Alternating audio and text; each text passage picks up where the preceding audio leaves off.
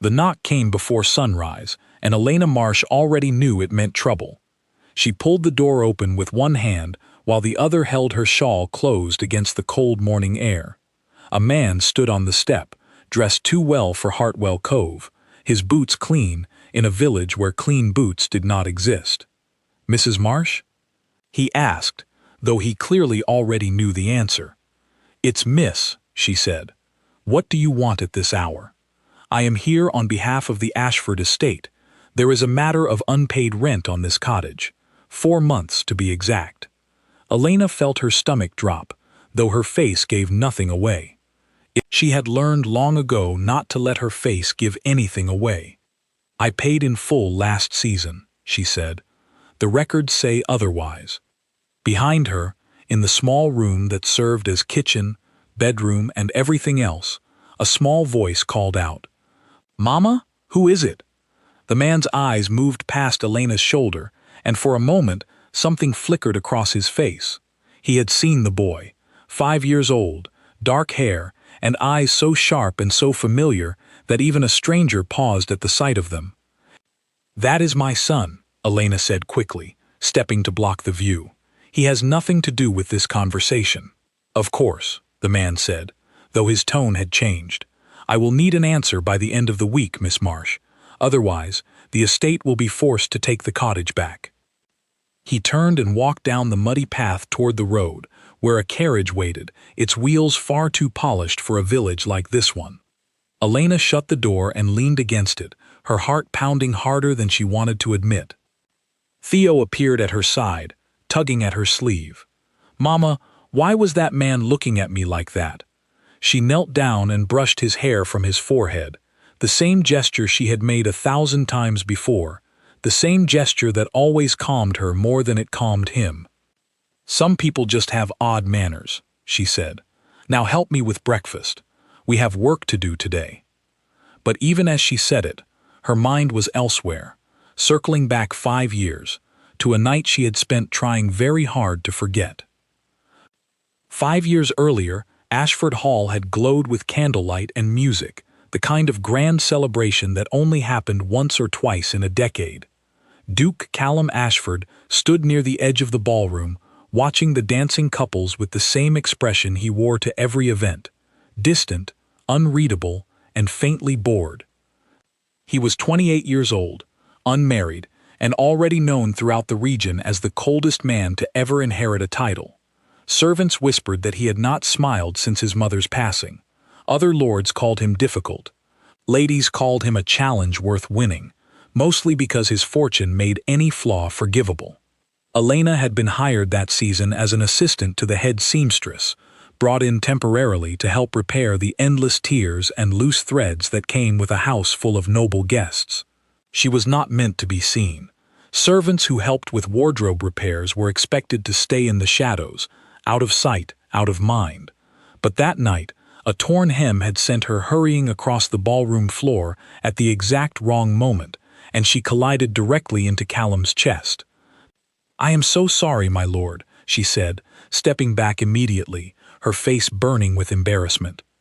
He looked down at her, and for the first time in longer than he could remember, something in his chest shifted. It was not attraction exactly. It was recognition, as if he had seen a version of honesty he had forgotten existed. "You're not one of my usual guests," he said. "No, my lord. I work with the seamstress. I know what you were doing." He glanced at the small sewing kit still clutched in her hand. "Come, walk with me instead. The ballroom is unbearably loud tonight." It was not a request. It was also not quite an order. Elena, against every instinct she had, followed him out to the gardens. They spoke for hours. He told her things he had never told another living person, about a father who ruled through fear rather than love, about a betrothal being arranged for him without his knowledge or consent, about a title that felt more like a chain than an honor. She told him about her own father, a fisherman lost at sea, and a mother who had raised her alone with nothing but stubbornness and patience. By the time the candles had burned low and the guests had begun to leave, something had happened between them that neither of them had planned, something that could not be undone. He was gone before the sun rose, not from the garden, from the entire estate, from the county, from every record anyone could find. Elena did not know she was carrying his child until 3 weeks later, standing alone in the small room she had been given as staff quarters, staring at the proof in her own trembling hands. The head seamstress found out within the month and dismissed her without hesitation. A servant carrying a child out of wedlock was a scandal the estate could not afford, especially with the Duke missing and rumors already spreading like fire through dry grass. She left Ashford Hall with a single bag, a small amount of savings, and a secret she intended to keep buried for the rest of her life. Heartfelt Cove was chosen because no one there knew her name, or the name of the man who had disappeared. She built a life stitch by stitch, the same way she built dresses, patient and careful, hiding every loose thread before anyone could pull on it. Theo grew up believing his father had died before he was born. It was easier that way, easier for both of them. Back in the present, Elena spent the entire day distracted, her hands moving through familiar tasks while her mind replayed the stranger's visit over and over. She could not shake the feeling that something had shifted, that the quiet life she had built for 5 years was beginning to crack at the edges. That evening, as she walked Theo home from the market, she noticed a crowd gathering near the village square. Villagers whispered to one another, craning their necks toward the road leading in from the north. "What's happening?" she asked an older woman standing nearby. "Haven't you heard?" the woman said. "The Duke is coming to Heartfelt Cove himself. Something about his father's estate and unpaid debts across the region. They say he hasn't shown his face in public in 5 years. Elena's blood turned to ice. "Which Duke?" she asked, though she already knew the answer before the woman spoke it. "Ashford, of course. Duke Callum Ashford." Theo tugged at her hand, oblivious to the storm building inside her. "Mama, can we go home? I'm hungry." She looked down at her son, at the eyes that had always seemed too old for his young face, at the dark hair that curled the exact same way as a man she had spent 5 years trying to forget. "Yes," she said quietly, "let's go home." But home no longer felt safe. Not with the man who had left her disappearing into her past, now arriving directly into her present, carrying with him the one truth she had never told a single soul. That night, after Theo had fallen asleep, Elena sat by the window with a single candle burning low, staring out at the dark road leading toward the village. She thought about running. She had done it before, packed a single bag and disappeared into a new life without looking back. She could do it again. But something stopped her this time. Perhaps it was exhaustion. Perhaps it was the unfairness of running from a man who did not even know what he had left behind. Perhaps it was simply that Theo was older now, old enough to ask questions, old enough to notice if his mother suddenly decided to vanish in the night. She pressed her palm against the cold glass of the window and whispered to no one in particular, "Please don't let him see." But even as she said it, a part of her, buried deep beneath years of careful silence, wondered what would happen if he did. Outside, far down the road, a carriage bearing the Ashford crest rolled slowly toward the heart of Heartfelt Cove, carrying a man who had spent 5 years running from a title, a father, and a life he never wanted. He had no idea he was about to run directly into the one thing he had left behind, without ever knowing it existed. The carriage stopped outside the old inn at the edge of the village, the only building grand enough to house a duke for even a single night. Callum stepped down onto the muddy road, his expression as unreadable as ever, though something inside him had felt unsettled since crossing into the county. He told himself it was simply the weight of his father's recent death, the endless paperwork of an estate he had spent 5 years avoiding, the tenant disputes and unpaid debts that had finally forced him out of hiding. He told himself it had nothing to do with memory. But as he looked out over the small fishing village, something tugged at the edges of his mind, a feeling he could not name and did not trust. He had been here before, not this village exactly, but somewhere close, somewhere connected to a night he had spent 5 years trying to forget, a night with a woman whose name he had never learned to stop thinking about, even after everything that followed. His steward, a tired man named Edmund Foss, approached with a stack of documents. "My lord, the local land records are a mess. Half the tenants haven't paid in years, and the other half claim they were never properly informed of the increases your father set before his passing." "Then we sorted out properly," Callum said. "I did not come all this way to leave things half-finished." "Very good, my lord. There is a seamstress in the village who handles most of the estate's clothing repairs. Her name is on record as a tenant as well, Miss Elena Marsh." Callum froze for half a second, so briefly that Edmund did not notice. "Marsh," he repeated quietly. "Yes, my lord. Shall I add her to tomorrow's list?" He looked out toward the village square, toward the small cottages lining the muddy road, and felt something shift deep in his chest, something he could not yet explain. "Yes," he said finally, "add her to the list." He did not know why the name had struck him the way it did. He only knew that, for the first time in 5 years, the cold, careful walls he had built around himself had begun, ever so slightly, to crack. The summons arrived the next morning, delivered by a young estate clerk who knocked on Elena's door with far more nervousness than the previous visitor had shown. "Miss Marsh," he said, holding out a folded letter, "the Duke requests your presence at the inn this afternoon, regarding the matter of your rent and tenancy records." Elena took the letter with a steady hand, though inside, her thoughts had scattered in every direction at once. "Does the letter say what time?" she asked. 2 o'clock, miss. He is seeing all the tenants with outstanding accounts today." She thanked the clerk and closed the door, then stood in the middle of her small kitchen staring at nothing at all. Theo was at the neighbor's cottage for the morning, playing with the neighbor's children, which meant she had a few precious hours to think without small ears listening in. 5 years. 5 years of building a life brick by brick, thread by thread, and now she was expected to walk into a room and sit across from the man whose absence had shaped every single decision she had made since that night in the garden. She told herself he would not recognize her. It had been 5 years. She had cut her hair short out of necessity rather than fashion.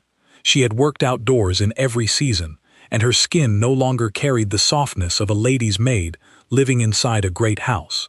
She was thinner, too, from years of stretching a small income across 2 mouths instead of 1. He would look at her and see only another tenant behind on her rent, nothing more.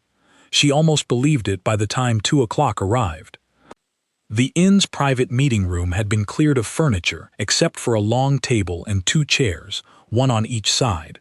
Callum sat behind stacks of paper, reviewing accounts with Edmund standing beside him, when the door opened and Elena stepped inside. For a moment, neither of them said a word. Callum looked up from the documents, his expression the same practiced calm he wore for every tenant meeting that day.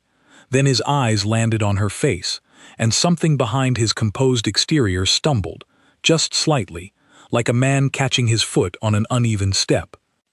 "Miss Marsh," Edmund said, filling the silence before it stretched too long. "Please, have a seat." Elena sat, folding her hands in her lap, the way she had learned to do as a servant, a posture meant to disappear rather than draw attention. But she could feel Callum's gaze on her, sharper now, studying her face the way one studies a painting they believe they have seen before but cannot quite place. "You have 4 months of unpaid rent on record," Edmund said, sliding a paper across the table. "The estate requires immediate payment or arrangement of a payment plan. Otherwise, the cottage will need to be reassigned to another tenant." "I paid the rent," Elena said, keeping her voice level despite the storm building beneath her ribs. "I paid it to the previous collector last season. I have no reason to believe the records are accurate." "Do you have proof of payment?" Edmund asked. "I have a receipt," she said, "at home." Callum finally spoke, his voice quieter than she remembered, though the tone still carried the same weight of command. "Bring the receipt tomorrow morning. We will not remove anyone from their home over a clerical error, if that is indeed what this is." Elena looked at him then, truly looked at him, and for one unguarded second, 5 years disappeared entirely. She saw the same man who had once spoken to her in a moonlit garden as though she were the only honest thing left in his world. He saw it too, She could tell by the way his jaw tightened, by the way his pen stopped moving against the paper in front of him. "Thank you, my lord," she said, rising quickly before either of them could say another word. Neither was prepared for. She left the room without looking back, though she could feel his eyes following her the entire way to the door. That night, Callum could not sleep. He sat by the window of his room at the inn, staring out at the dark shapes of the village rooftops, trying to convince himself that his reaction had simply been surprise at seeing a familiar face in an unfamiliar place. Coincidences happened. The world was smaller than people liked to believe. But he had not forgotten her voice. He had not forgotten the particular way she folded her hands when she was trying to appear calmer than she felt. 5 years had changed her face, roughened her hands, shortened her hair, but it had not changed the parts of her that had kept him awake more nights than he cared to admit during his years away. He thought of the morning he left Ashford Hall, the cowardice of it, sneaking away before dawn rather than facing a life he had not chosen. He had told himself he was protecting her from scandal, protecting himself from a father who would have destroyed anything decent that came near him. He had told himself many things over 5 years, most of them designed to help him sleep at night. None of them had worked particularly well. He rose from the window and paced the small room, restless in a way he had not felt in years. Something about seeing Elena again had cracked open a door he had spent 5 years trying to keep sealed shut, and he was not entirely certain what waited on the other side of it. The following morning, Elena walked to the inn earlier than necessary, the receipt clutched tightly in her hand, Theo trailing behind her because the neighbor who usually watched him had fallen ill overnight. "Mama, why do we have to go to the big house again?" Theo asked, skipping slightly to keep pace with her hurried steps. "It's not a big house, it's the inn," she said, "and we won't be long, just stay close to me and be polite." "I'm always polite," Theo said, sounding offended. Despite everything weighing on her mind, Elena felt the corner of her mouth lift slightly. "Yes, you are. Come along." They arrived to find the meeting room already occupied by another tenant finishing their business. Elena waited in the small hallway outside, Theo sitting on a bench beside her, swinging his legs and humming a tune he had picked up from the fishermen down at the harbor. The door to the meeting room opened, and Callum stepped out, apparently intending to stretch his legs between appointments. He stopped the moment he saw them. His gaze moved first to Elena, then down to the small boy seated beside her, and the entire hallway seemed to hold its breath. Theo looked up with open curiosity, the way children do when a stranger stares at them for too long. "Hello," he said simply. Callum did not respond right away.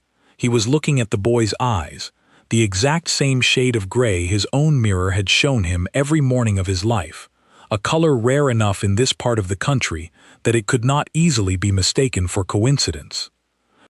"Hello," Callum finally managed, his voice rougher than he intended. "Are you the Duke?" Theo asked, entirely unbothered by the strange tension filling the hallway. "Mama said you own all the houses." "I own quite a few of them, yes," Callum said, kneeling slightly to bring himself closer to the boy's height, an action that startled Edmund, who had followed him out of the room and now stood frozen in the doorway. "That's a lot of houses," Theo said seriously. "Do you get lost?"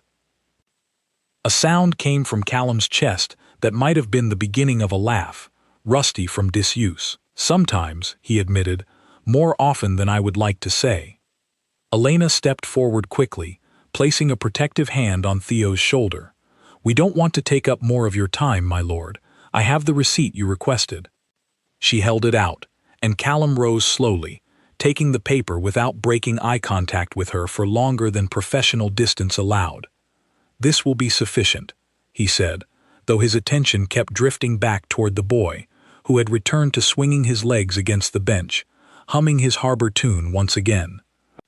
"Thank you," Elena said, taking Theo's hand and turning to leave before her composure gave out entirely. "Miss Marsh," Callum called after her. She stopped, though every instinct told her to keep walking. "Your son," he said carefully. "How old is he?" The question hung in the air between them, heavier than either of them wanted to acknowledge in front of Edmund, and the remaining line of waiting tenants. 5, Elena said, after a pause that lasted a fraction too long. He'll be 6 in the autumn. Something crossed Callum's face, calculation and disbelief tangled together, though he said nothing further. He simply nodded and returned to his meeting room, leaving Elena standing in the hallway with her heart pounding loud enough that she was certain Theo could hear it. "Mama, why is your hand shaking?" Theo asked as they walked out into the fresh air. "It's cold today," she said, though the sun sat high and warm above them. "Let's get you home." She walked quickly, faster than usual, as though speed alone could outrun the arithmetic she knew was already turning over in Callum Ashford's mind. Callum did not sleep again that night. He sat with a single candle burning and did the math over and over, the same numbers arranged in the same impossible pattern no matter how many times he tried to make them mean something else. 5 years since the garden, a boy nearly 6, born within months of his own disappearance, eyes the exact shade that only ran in his family line, a rare inheritance his own father had carried, and his father's father before him. He thought of dismissing it as coincidence.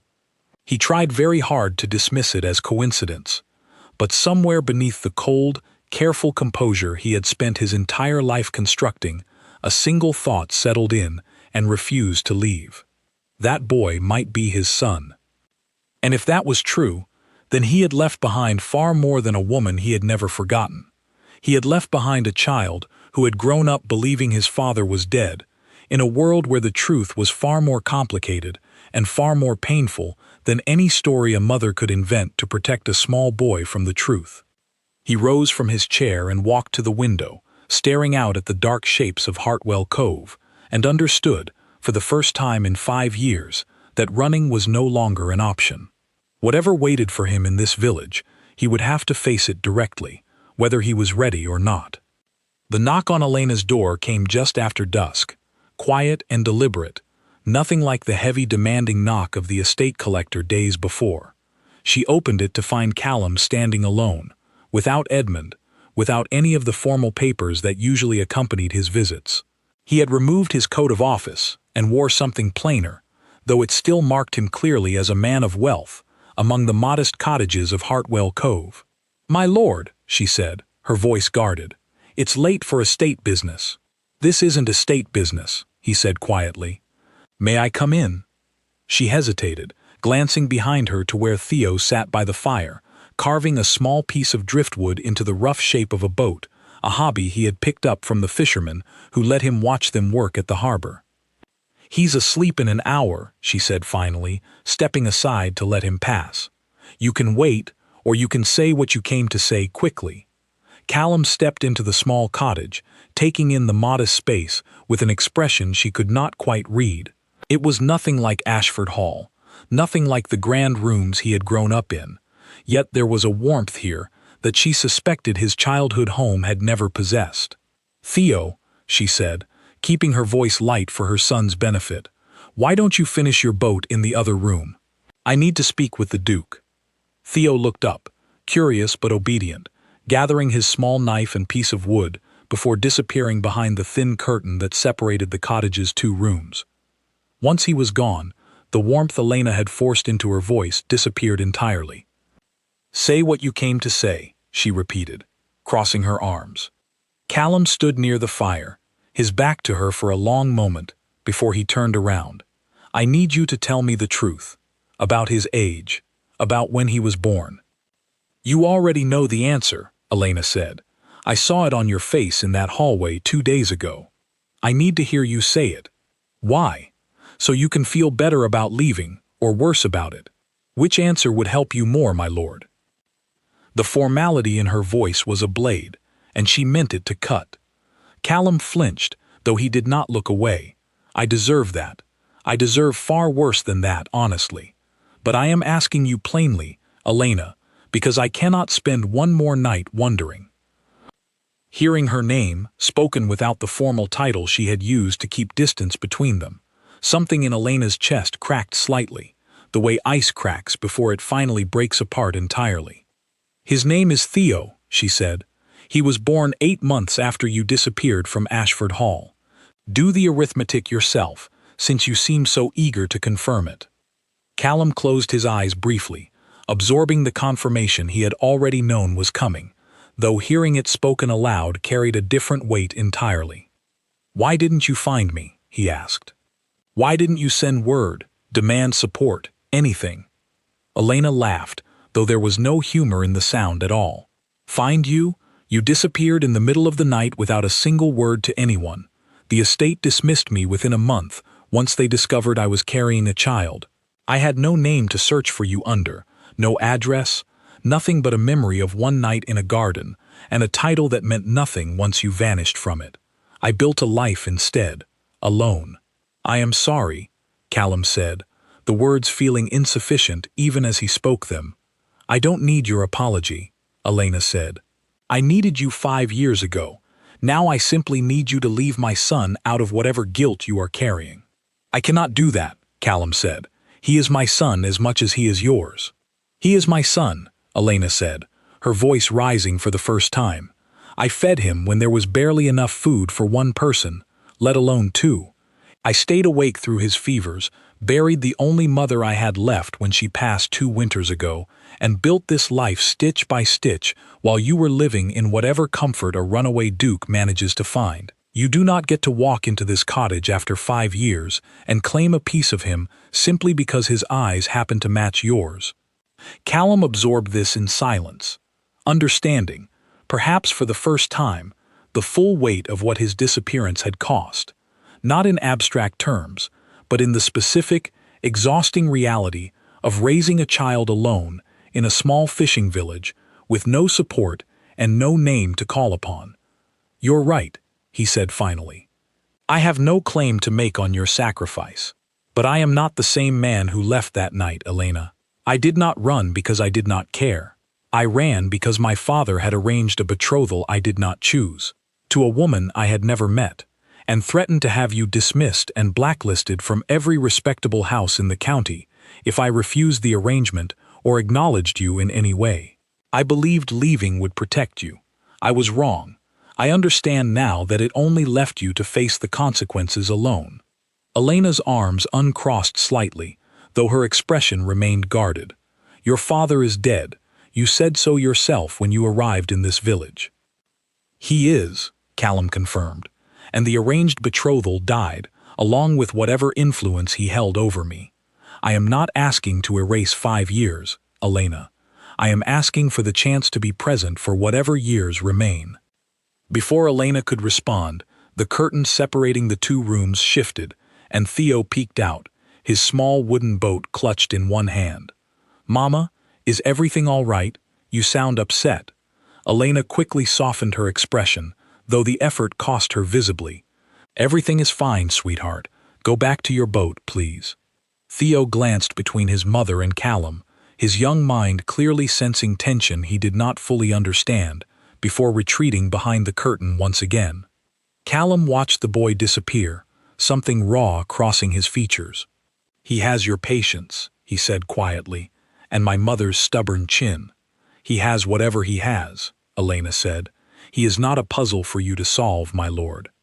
"I know that," Callum said, "but I would like the chance to know him, not as a duke, not as an estate obligation. Simply as a father, if you will allow it.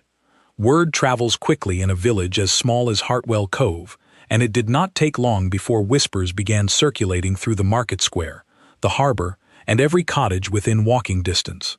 Villagers who had once viewed Elena as a quiet, hard-working seamstress now regarded her with new curiosity, some sympathetic, others less kind. Grace Bell, an older woman who ran the village bakery and had become one of Elena's few genuine friends over the years, pulled her aside outside the market one morning. "Is it true," Grace asked quietly, glancing around to ensure no one else could hear, "that the Duke is Theo's father?" Elena sighed, too tired to deny what half the village had apparently already concluded on their own. "It's true," she admitted, "though I would appreciate it staying between us, Grace." "Oh, sweetheart," Grace said, squeezing her arm gently. "That secret left this village the moment he knelt down in that hallway to talk to your boy. People notice these things, especially in a place this small." What are they saying? Elena asked, dreading the answer. Some are saying you trapped him for his money, Grace admitted. Others are saying he abandoned you shamefully and owes you far more than an apology. And a few, myself included, are simply glad the truth is finally coming into the light, whatever shape it takes. Elena closed her eyes briefly, exhausted by the weight of it all. I never wanted this for Theo. I wanted him to have a simple life, away from titles and estates and all the complications that come with them. Simple lives are lovely in theory, Grace said gently, but that boy has a duke for a father, whether either of you wanted that truth or not. Better he learns it now, surrounded by people who love him, than later, from strangers who might not be so kind about it. 3 days after his visit to Elena's cottage, Callum received an unexpected letter delivered by private courier, bearing a seal he recognized immediately and had hoped never to see again. The letter was from Lady Margaret Vale, the woman his father had arranged for him to marry 5 years earlier, informing him that despite his prolonged absence, her family still considered the betrothal contract legally binding and intended to travel to Hartwell Cove personally to discuss finalizing the arrangement now that he had resumed his duties as Duke. Edmund delivered the news with visible unease. My lord, the Vale family carriage is expected to arrive within the week. They are under the impression that with your father's passing and your return to public duty, the marriage contract remains active. Callum crumpled the letter in one hand, frustration flashing across features that had spent 5 years trained toward careful neutrality. That contract was arranged without my consent, under threats I no longer answer to. I will not honor it. Legally, my lord, the contract may still hold weight, depending on how the original agreement was worded. Your father was, as you know, extremely thorough in matters of legal obligation. Then find the wording and find a way to break it, Callum said. I did not survive 5 years of running from that arrangement, only to be trapped by it now, especially not when there are far more important matters requiring my attention in this village. Edmund hesitated before continuing. My lord, if I may ask, are you referring to the estate's tenant disputes, or to Miss Marsh and her son? Callum's silence answered the question more clearly than words could have. I thought as much, Edmund said quietly. For what it's worth, my lord, the boy has your eyes. Anyone with functioning vision could see the resemblance from across a crowded room. I know, Callum said. I have known since the moment I saw him. That evening, as news of the approaching Vale family spread through the village, alongside the already circulating gossip about Theo's parentage, Elena found herself facing an unexpected visitor at her own door once again. This time, it was not Callum, but a formally dressed woman she did not recognize, accompanied by a single attendant. Miss Marsh? The woman asked, her tone polite, but carrying an edge of superiority. My name is Lady Margaret Vale. I understand you have some connection to Duke Ashford that requires clarification before certain family matters can proceed. Elena felt her stomach twist, though she kept her expression carefully composed, the same practiced calm she had learned during her years as household staff. I am not certain what business that is of yours, my lady. It is entirely my business, Margaret said, stepping slightly closer, though she did not attempt to enter the cottage uninvited. I have been betrothed to Duke Ashford since before his disappearance, 5 years ago. My family has waited patiently for his return to finalize an arrangement made in good faith between our two houses. I am told there are now complications involving a child. Theo is my son, Elena said firmly. Whatever arrangement exists between your family and the Duke has nothing to do with him. Doesn't it? Margaret asked, something calculating flickering behind her polite exterior. A legitimate heir born outside of marriage complicates matters considerably, Miss Marsh, particularly for a man who will eventually need a properly recognized successor for his title and estate. Elena straightened, refusing to let the woman's words unsettle the steady ground she had spent 5 years building beneath her feet. Theo is not a complication, my lady. He is a child. Whatever arrangements you have made with the Duke's family are between the two of you. I would appreciate you leaving my son entirely out of it. Margaret studied her for a long moment, something almost like reluctant respect crossing her features before her polite mask returned fully into place. "We shall see how the Duke chooses to proceed, Miss Marsh. I merely wish to understand the full situation before my family arrives to discuss it directly with him." She turned and walked back toward her waiting carriage, leaving Elena standing in her doorway with a fresh wave of dread settling over the fragile peace she had only just begun to imagine might be possible. Inside the cottage, Theo called out from where he sat working on his wooden boat. "Mama, who was that lady? She had a very fancy dress." Elena closed the door and leaned against it, exhaling slowly before answering. "Just someone passing through, sweetheart. Nothing for you to worry about." But as she watched her son return his attention to his small carving, entirely unaware of the storm gathering around the truth of his own existence, Elena understood that the quiet, simple life she had built for him was slipping further away with each passing day, whether she was ready to let it go or not. The Vale family carriage arrived in Hartwell Cove exactly 1 week later, drawing curious stares from villagers who had never seen such an elaborate procession pass through their quiet streets. Lord Vale himself stepped down first, a stern man with a reputation for shrewd business dealings, followed by his wife and Margaret, all three dressed as though attending a formal court event rather than a modest fishing village meeting. Callum received them in the same private room at the inn where he had conducted his tenant meetings, though this time the atmosphere carried none of the routine formality of estate business. Edmund stood off to one side, documents ready, though his expression suggested he expected the meeting to go poorly regardless of preparation. "Duke Ashford," Lord Vale began without preamble, taking a seat without waiting for invitation. "We have waited 5 years for your return to public life. My daughter's reputation has suffered considerably during your prolonged absence. Unmarried, and bound to an agreement with a man nowhere to be found. I trust we can now finalize matters properly." "I intend to address the agreement directly," Callum said, remaining standing rather than taking a seat across from them.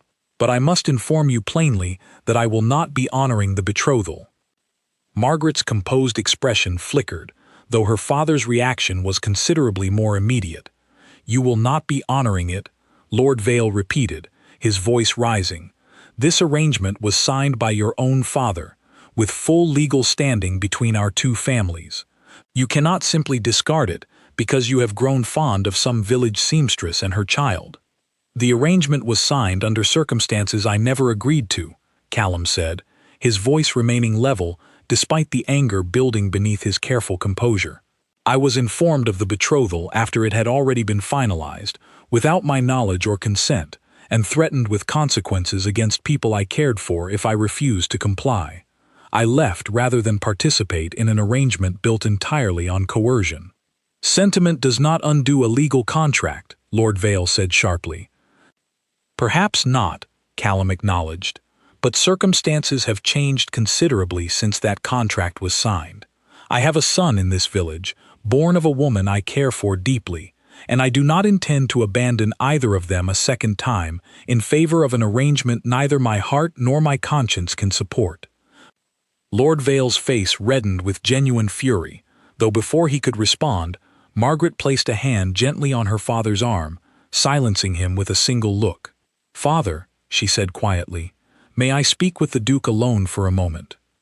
Lord Vale hesitated, clearly displeased, but eventually rose and stepped outside with his wife, leaving Margaret alone with Callum and a visibly nervous Edmund. Once the door closed, Margaret's carefully composed expression softened into something far more honest than Callum had seen from her since her arrival. "I did not want this marriage either, if it eases your conscience at all," she admitted.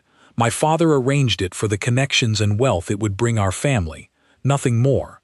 I have spent 5 years dreading your return nearly as much as you apparently dreaded it yourself." Callum studied her carefully, surprised by the admission. "Then why press the matter so forcefully upon your arrival?"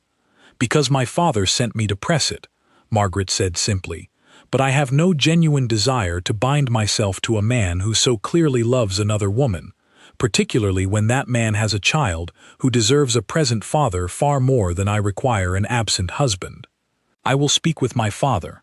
I believe I can convince him to release the contract quietly, provided it does not become a public scandal that embarrasses our family in the process. Relief washed visibly across Callum's features. "Thank you, Lady Margaret. I did not expect such generosity." "Do not thank me yet," she said, a faint, wry smile touching her lips for the first time since her arrival. "My father does not release things easily, even things he never truly wanted in the first place. But I will do what I can."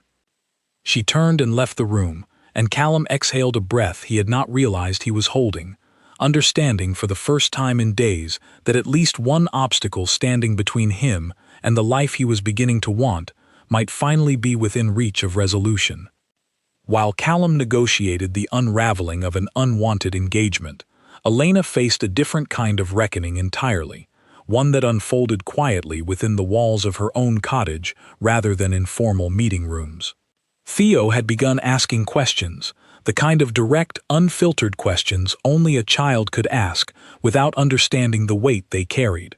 "Mama," he said one evening, sitting beside her while she mended a torn shirt by candlelight, "the other children at the harbor say the Duke is my papa. Is that true?" Elena's needle stilled mid-stitch. She had known this conversation was coming, had rehearsed a dozen different versions of it in her mind over the past week, yet none of the rehearsed words came easily, now that the moment had actually arrived. "Where did you hear that?" she asked gently, buying herself a moment to gather her thoughts. "Grace's daughter said it, and the fishermen were talking about it too, when they didn't think I was listening." Elena set aside her mending and pulled Theo gently into her lap, though he was nearly too big for it now, his legs dangling well past her knees. "Yes," she said finally, deciding that honesty, however difficult, was owed to her son far more than any comfortable evasion. "The Duke is your father." Theo absorbed this with the particular seriousness only young children manage to summon for enormous truths. "You told me my papa died before I was born." "I did," Elena admitted, her voice thick with an old, familiar guilt. "I told you that because it was easier than explaining the truth, and because for a very long time I believed we would never see him again. I was wrong to keep it from you for so long, and I am sorry for that."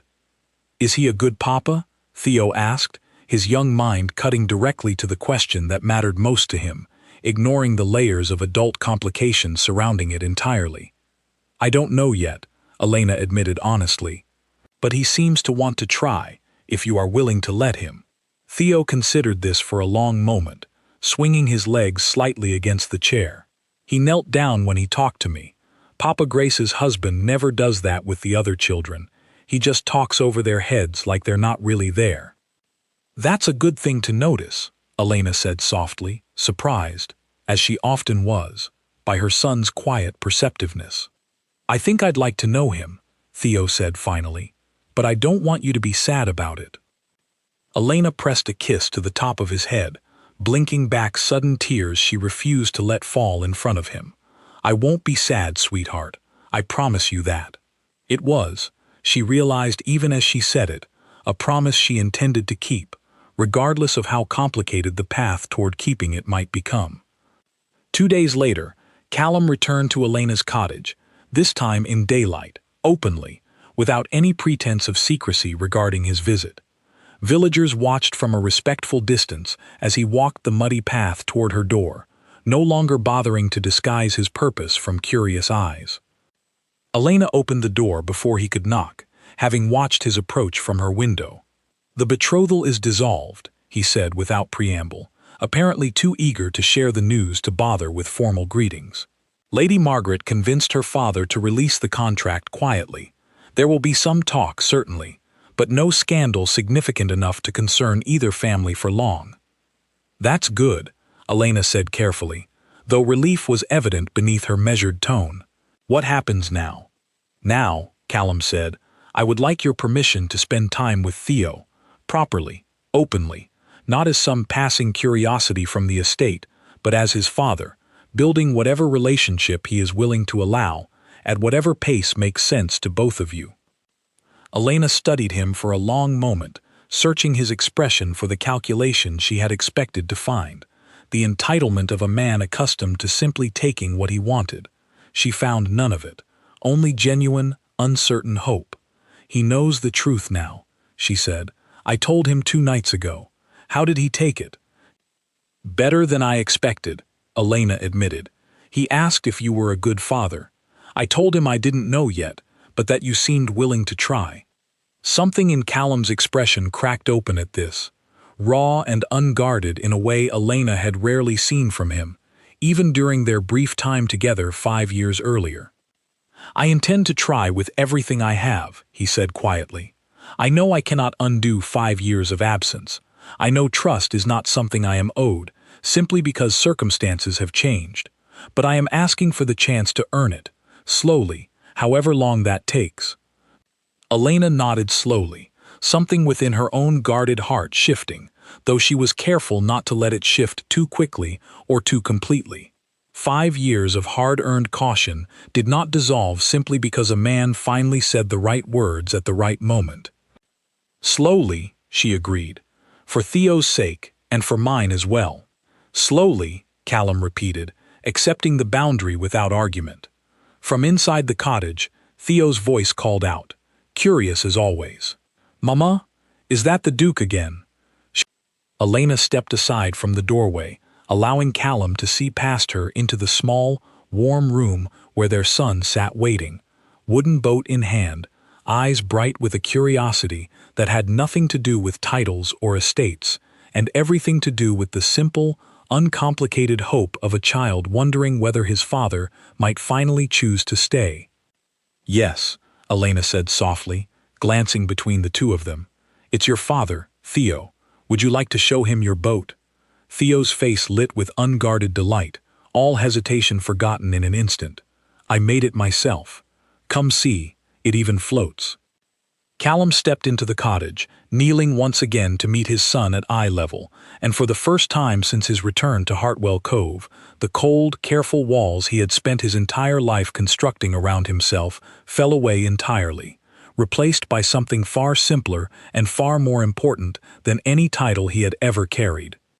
Weeks passed, and Heartfelt Cove slowly grew accustomed to the sight of the Duke of Ashford walking its muddy paths at nearly every hour of the day, dressed plainly, without escort, making his way toward the small cottage at the edge of the village.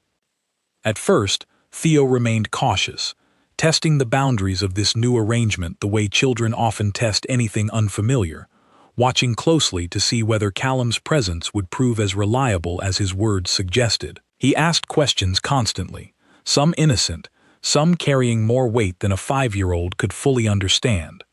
"Will you leave again?" he asked one afternoon, as the two of them sat on the rocks near the harbor, watching fishermen haul in the day's catch. Callum considered the question carefully before answering, understanding that a careless response here could undo weeks of careful, patient rebuilding. "I cannot promise you that nothing will ever take me away for a day or two, Theo. Estate matters sometimes require travel. But I promise you this, I will always tell you where I am going, and I will always come back." "You didn't do that before," Theo said, with the blunt honesty only children seem capable of delivering without cruelty. "No," Callum agreed, "I didn't. That was wrong of me, and I am sorry for it, even though you were not born yet to be hurt by it directly. Your mother was hurt by it greatly, and I intend to spend a very long time making amends for that mistake." Theo considered this with the same seriousness he brought to every important conversation, then nodded slowly, apparently satisfied, at least for the moment, with the honesty of the answer. "Can you teach me to fish properly?" he asked, changing subjects with the swift unpredictability of young children everywhere. "The other boys already know how, and I only know how to watch." "I would be glad to," Callum said, something warm settling in his chest at the simple, ordinary request, so far removed from the grand, complicated concerns of estates and titles that had consumed his entire adult life until now. Elena watched these small moments unfold from a careful distance, allowing father and son the space to build their own relationship without her constant presence hovering over every interaction. Yet she could not entirely ignore the way her own guarded heart softened a little more with each passing week, watching Callum kneel in the mud beside Theo, watching him listen patiently to every rambling story her son told him, watching him show up, day after day, exactly as he promised he would. It was Grace who finally voiced what Elena had been avoiding acknowledging even to herself. "You're falling for him again," Grace said one afternoon, as the two women sat sorting through fabric scraps in the small back room of the bakery. "I can see it plainly, even if you're determined to pretend otherwise." "I am being cautious," Elena corrected. "There is a considerable difference." "Is there?" Grace asked, raising an eyebrow. "Because from where I'm sitting, it looks quite a lot like falling." Elena did not answer immediately, focusing instead on the fabric in her hands, though her thoughts had already drifted toward Callum, toward the particular way his expression softened whenever Theo said something that struck him as remarkable, toward the quiet, steady patience he had shown in rebuilding trust she had once believed impossible to rebuild. "I am afraid," she admitted finally, quietly enough that only Grace could hear it. "Not of him leaving again. Not entirely. I am afraid of what it means to let myself want this, after spending 5 years convincing myself I never needed it in the first place." Grace reached over and squeezed her hand gently. "Wanting something you convinced yourself you didn't need is not weakness, Elena. It's simply honesty catching up with you at last." The final obstacle arrived not from Lady Margaret or her father, whose objections had quietly dissolved over the following weeks, but from Oliver Pratt, the estate's longtime family lawyer, who arrived from the capital with a stack of legal documents and a face full of professional concern. "My lord," Oliver said, laying the documents out across the table in Callum's study at the inn, "if you intend to formally recognize young Theo as your legitimate heir, there are considerable legal steps required. Given that he was born outside of marriage, the process of legitimization will require both a formal marriage to his mother and a petition submitted through proper legal channels, reviewed and approved before the boy's status as heir can be secured beyond any future challenge." "What kind of challenge?" Callum asked, immediately alert. "Distant relations, my lord. Cousins who might see an unmarried mother's child as an opportunity to contest the succession, particularly given your father's considerable estate and holdings. Without proper legitimization, there is a real risk that Theo's claim to inheritance could be challenged after your own passing, potentially leaving him and his mother with nothing, regardless of your current intentions." Callum absorbed this information with a heaviness that settled deep in his chest. He had assumed, perhaps naively, that simply acknowledging Theo openly would be sufficient to secure his son's future. He had not considered the tangled legal reality awaiting anyone born outside the careful boundaries the aristocracy insisted upon. "Then we begin the process immediately," Callum said. "Whatever steps are required, however long they take." "There is one more matter, my lord," Oliver said carefully. "The marriage itself must occur, and ideally, sooner rather than later, to strengthen the boy's legal standing as thoroughly as possible before any potential challengers become aware of the situation and attempt to intervene." Callum sat with this information for a long moment, though the weight of it did not feel like the burden Oliver clearly expected it to feel like. Instead, something settled into place within him, a decision he realized he had already been moving toward, even before legal necessity made it explicitly urgent. "Good," he said finally, "because I intend to marry her regardless of what the law requires." That evening, Callum walked to Elena's cottage, carrying nothing but himself, no documents, no formal announcements, simply a man arriving to ask an honest question of the woman he had spent 5 years failing to forget. She opened the door, immediately noting something different in his posture, a nervousness she had rarely seen from him despite everything they had weathered together over the past several weeks. "Is something wrong?" she asked, stepping aside to let him in. "No," Callum said. "Or rather, nothing that cannot be fixed with an honest conversation, which I have come to have with you directly." Theo, sensing the seriousness in the adults' voices, quietly excused himself to the other room without needing to be asked, a small kindness that made Elena's chest ache with pride at the perceptive, thoughtful boy she had raised largely alone.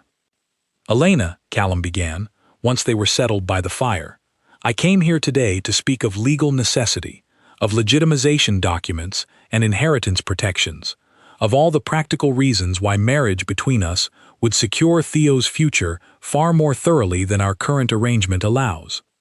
That sounds like a very practical reason to propose marriage, Elena said carefully, guarding her heart against disappointment, even as something within her sank slightly at the clinical framing of his words.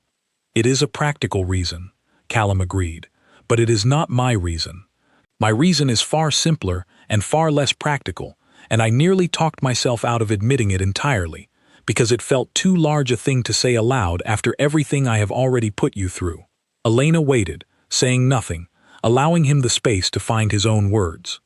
I have spent 5 years running from a life I did not choose, Callum continued, a title I did not want, a betrothal built on threats rather than affection, a father who ruled through fear rather than love. I ran because I believed running was the only way to escape a life that felt like a slow suffocation. But returning here, watching you raise our son with a strength and patience I do not deserve to benefit from, watching Theo grow into a boy so much better than either of us had any right to expect given the circumstances of his birth, I have come to understand something I never understood during all those years of running. He paused, searching her face for permission to continue, and finding something there that gave him the courage to finish. I am not suffocating here, he said quietly. For the first time in my entire life, I feel like I am finally breathing properly.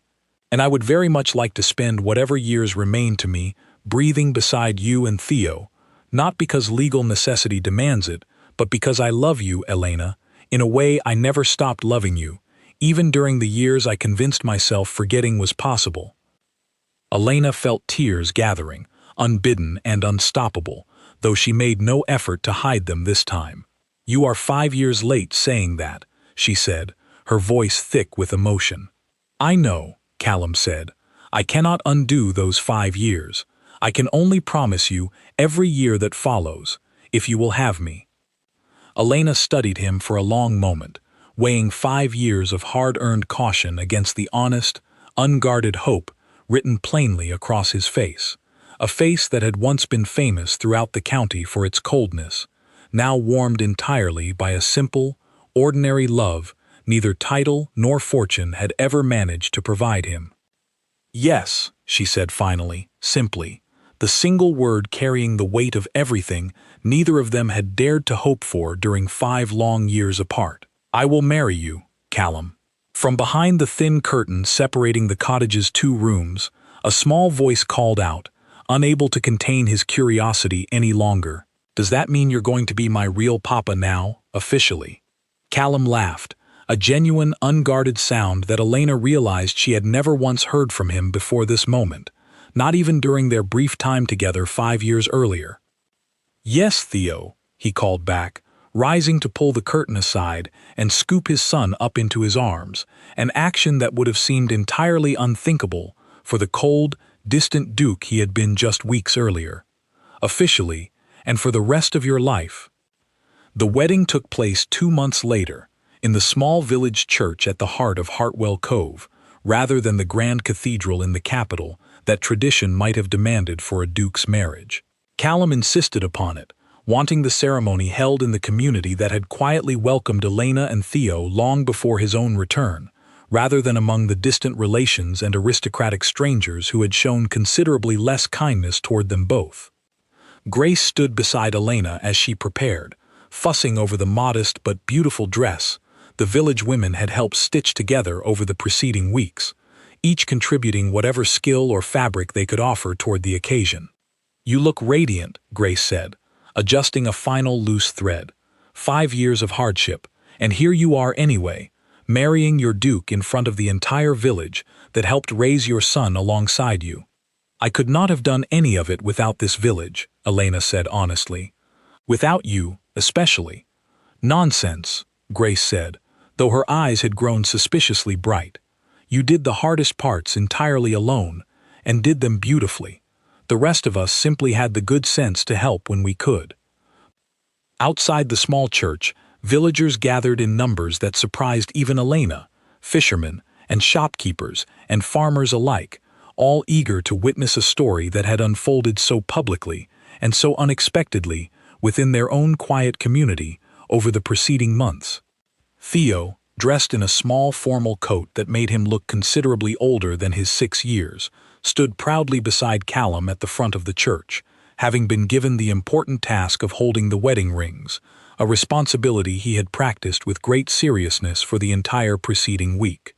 When Elena finally walked down the narrow aisle, past faces both familiar and warm, she found Callum watching her with an expression entirely unlike the cold, distant reputation that had once preceded him throughout the county. There was nothing guarded left in his face at all, only open, unguarded love, the same look she remembered from a moonlit garden 5 years earlier, before everything had gone so terribly wrong, before either of them understood how thoroughly wrong could eventually give way to something so entirely right.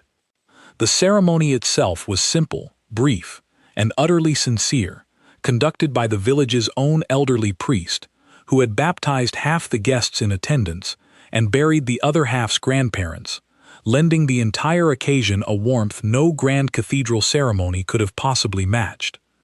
When the priest finally pronounced them husband and wife, Theo let out an enthusiastic cheer entirely inappropriate for the solemnity of the moment, drawing laughter from the assembled villagers that echoed warmly through the small stone church.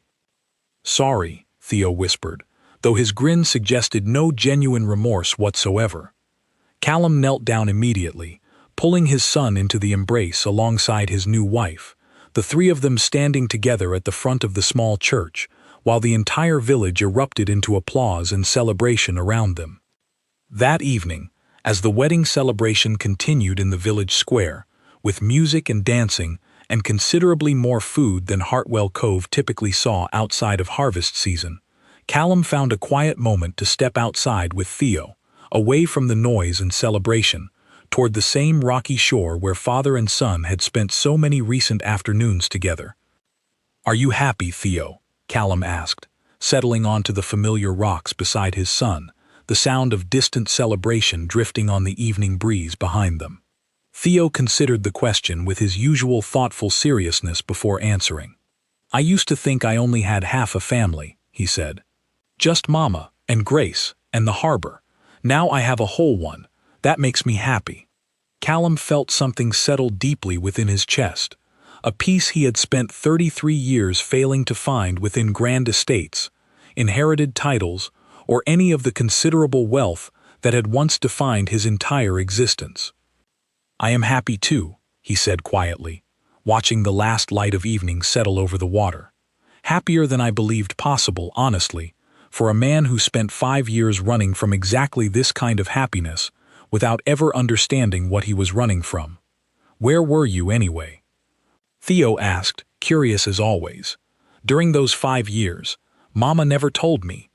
Callum considered how much truth a boy of 6 could reasonably absorb, then settled on an answer honest enough to satisfy without burdening his son with the full, complicated weight of those difficult years. "I was lost," he said simply, "trying to find my way toward exactly this moment, though I did not know it at the time." Theo nodded, apparently satisfied with the answer, and leaned his head against his father's shoulder, watching the same fishing boats they had watched together countless times over the preceding weeks return safely to harbor as the sun finally dipped below the horizon. Behind them, in the village square, Elena watched her husband and son from a distance, her heart fuller than she had believed possible after 5 years of careful, guarded survival. She thought of the frightened young woman who had left Ashford Hall with nothing but a single bag and an impossible secret, and marveled at how far that same woman had traveled since, not merely in distance, but in the slow, patient rebuilding of a life she had once believed was broken beyond any possible repair. Grace appeared at her side, following her gaze toward the two figures silhouetted against the darkening shore.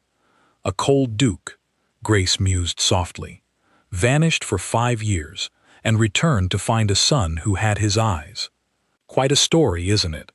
"Quite a story," Elena agreed, smiling as she watched Callum wrap his arm protectively around their son's shoulders. "Though I think the best part was never really about his eyes at all. No? Grace asked. What was it about then?